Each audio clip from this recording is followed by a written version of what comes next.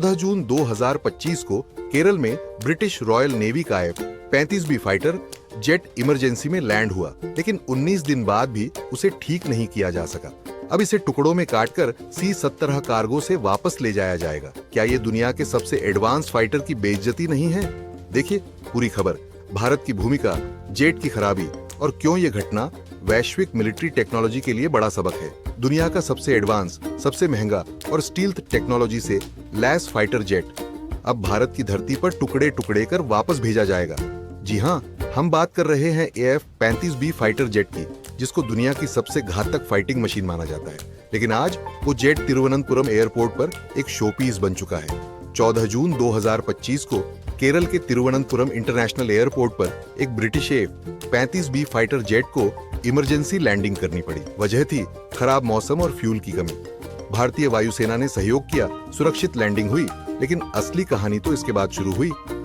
दरअसल F-35B, जिसकी कीमत 950 करोड़ रुपए से ज्यादा है, एक महीने से केरल एयरपोर्ट पर खड़ा है। कारण एक गंभीर हाइड्रोलिक फेलियर। कई बार इसे ठीक करने की कोशिश की गई, ब्रिटिश रॉयल नेवी की टीम भी लगी, लेकिन नतीजा शून्य। यह लड़ाकू विमान, जो युद्ध क्षेत्र में दुश्मनों के छक्के छुड़ाने के लिए बनाया गया था, अब खुद असहाय खड़ा है। और हैरानी की बात यह है कि ब्रिटेन से कोई बड़ी इंजीनियरिंग टीम अभी तक भारत नहीं पहुंची।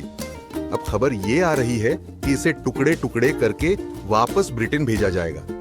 जी हाँ, ब्रिटिश अधिकारी अब इस जेट को आंशिक रूप से डिसमेंटल करेंगे और C-17 ग्लोबमास्टर कार्गो विमान के जरिए ब्रिटेन ले जाएंगे। यानी हवा में उड़ने वाला स्टील्थ जेट अब कार्गो का माल बन गया है। सोचिए, दुनिया के सबसे हाईटेक जेट का यह हाल कि उसे बॉक्सों में भरकर वापस ले जाना पड़ रहा है। दरअसल रिपोर्ट्स के मुताबिक ब्रिटेन से 30 इंजीनियरों की एक टीम केरल पहुंचने वाली थी, लेकिन वो अब तक नहीं आई। शुरुआती रिपेयर कोशिशों में सिर्फ 3 टेक्नीशियन पहुंचे थे, जो कुछ नहीं कर सके। खराबी थी जेट के हाइड्रोलिक सिस्टम में, जो टेकोनेफ और लैंडिंग के लिए सबसे जरूरी हिस्सा है। और इस जटिल सिस्टम को मरम्मत के लिए बेहद खास उपकरण और एक्सपर्ट्स चाहिए। अब सवाल ये है कि क्या दुनिया के सबसे महंगे फाइटर जेट की ये इमरजेंसी लैंडिंग और फिर भारत से बॉक्स में लौटना इसकी बेइज्जती नहीं है?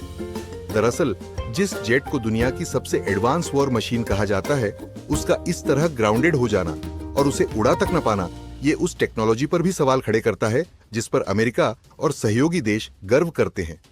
इसे ऐसे समझिए कि फेरारी को सड़क पर छोड़ देना पड़े और उसे ट्रक में भरकर वापस ले जाना पड़े, तो क्या वो फेरारी की तारीफ होगी या शर्मिंदगी?